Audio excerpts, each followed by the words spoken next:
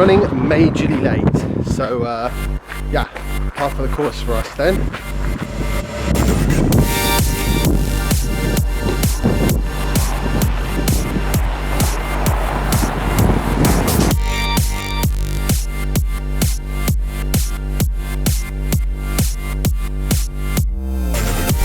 We're just going off to pick up Jasper from preschool, and then we're driving 90 miles for some dinner with some friends, which will be really good fun.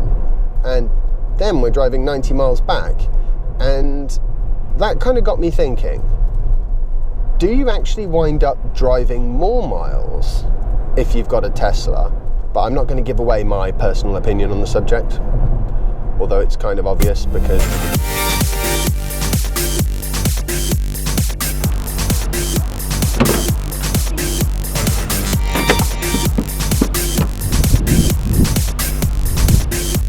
that's the problem with plugging in when you're already fairly highly charged. You're not going to get a particularly great rate out of the supercharger. Long enough for me to grab a bite to eat. Ooh, there's another Tesla waiting.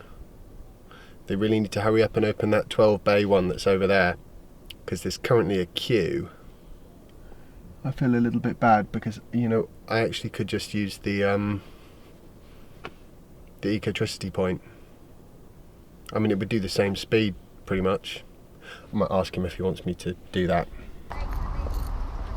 Hi, do you want me to jump on this one? Because I'm quite highly charged. I'll probably get the same rate out of this as I will the supercharger. No, mine, someone, yeah, that'd be good. Someone pretty low. Yeah? Alright, brilliant.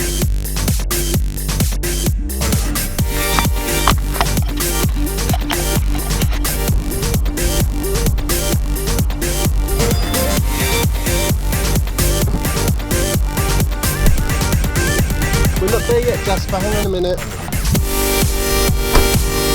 5-10 minutes, I'm just going to quickly nip to the loo and grab some food.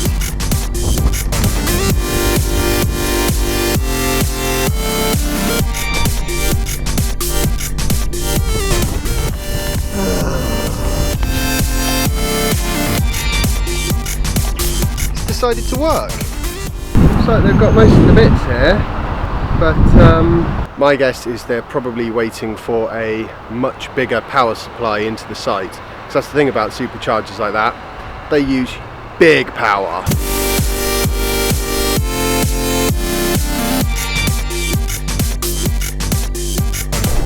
Unfortunately, I didn't have enough time to actually get a coffee at the service station just then because the charger is too damn quick. And that's even after I moved to the slower charger. What would be interesting to know is whether it's just long-range electric vehicles that lead to people doing more miles, or whether shorter-range vehicles also tend to do a bit more. See, the thing for me is, I suppose, the day-to-day short-range driving don't really do that much, isn't really that different. It's the longer-range stuff, you know. I mean, we're just driving to see some friends for a bit of dinner, and it's a 200-mile round trip pretty much. There's no way I'd have done that before I got this car. Just trying to think if I'd have done it in the Nissan Leaf. I probably couldn't have done it in the Nissan Leaf, in fairness, because to do a 250-mile round trip, or a 200-mile round trip in one day, would require quite a lot of time spent on quick chargers. Probably more than the family would take, or at least more than the family will take quietly. The irony is, of course, that you don't pay road tax, or that's actually called vehicle excise duty, as I believe, as they call it. Anyway, whatever it's called. They don't. You don't pay that in an electric car, even though you actually put more wear into the roads. But I suppose on the upside, you could probably drive 3 or 4 times the distance of a petrol or diesel car for the same quantity of pollution created. And even then, that pollution, rather than being created directly on the roads and streets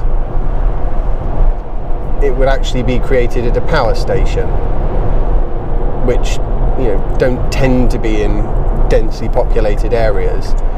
And even then, rather than having a tailpipe at road level, they've got a 150 metre high chimney stack.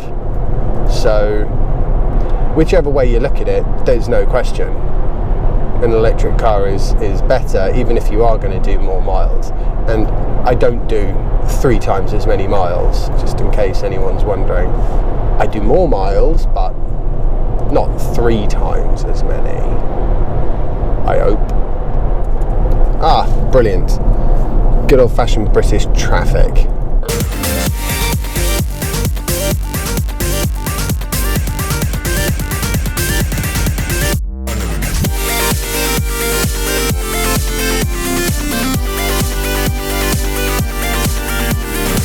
Lots and lots of traffic, a few wrong turns, and a quick service station stop.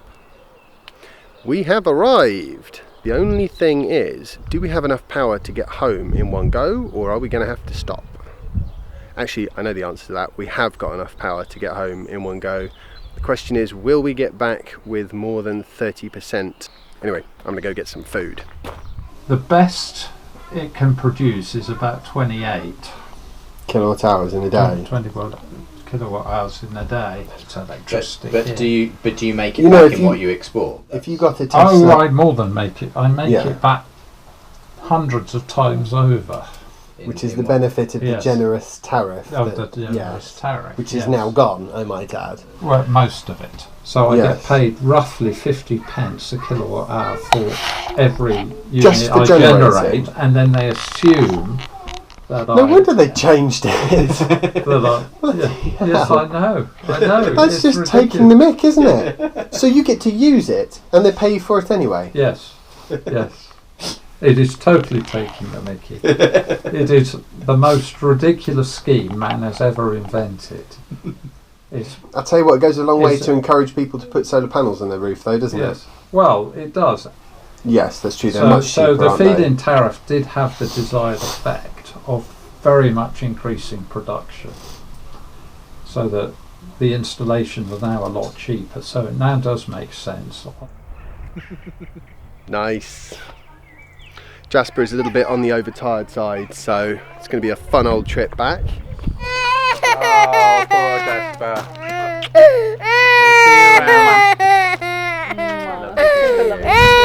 Bye bye. Thank you.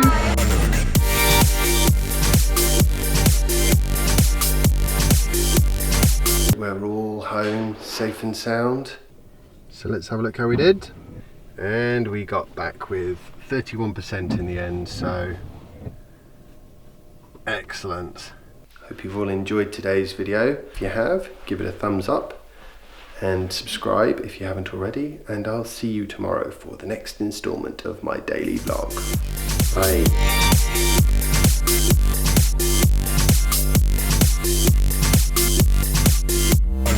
The funny thing about people that go on about Teslas not being proper cars, you know, oh, you can't drive a Tesla, you know, here, there and everywhere, blah blah blah, you should get a proper car. I know lots of people that have petrol and diesel cars, and pretty much none of them would drive 90 miles for a fun dinner with some friends. Or in fact, an electric car with a sensible range is actually a more useful car. One thing I can say pretty much for sure, you do wind up doing more miles, but I think that's probably mainly because doing the miles is more fun.